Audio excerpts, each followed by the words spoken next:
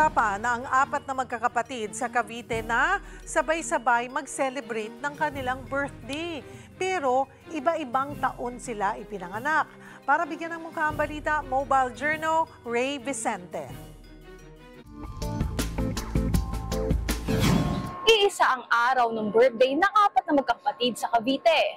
Pero iba-iba ang taon at edad.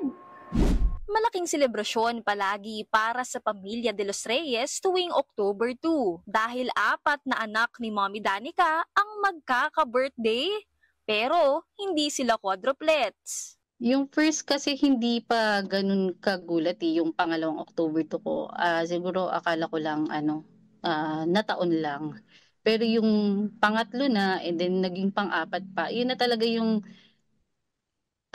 hindi ko sure, parang panaginip lang eh. Minsan kasi biruan lang eh.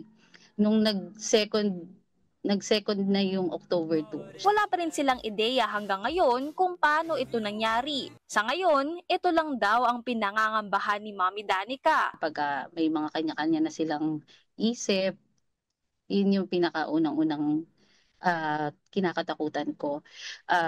Siguro more challenges din kasi kung paano mo i-handle yung iba't ibang pag-uugali nila. Talagang hindi pangkaraniwan ang magkaroon ng mga anak na pare-pareho ang birthday. Sa ngayon, world record holder nito ang Manggi family mula Pakistan, kung saan si nanay, si tatay, pati ang 7 nilang mga anak, August 1 pinanganak. Sa ngayon, tinatrato raw ito ni Danica bilang biyaya sa kanilang pamilya. Nagpapasalamat na lang din ako kay God na nakaraos din ako na yun sa panganganak.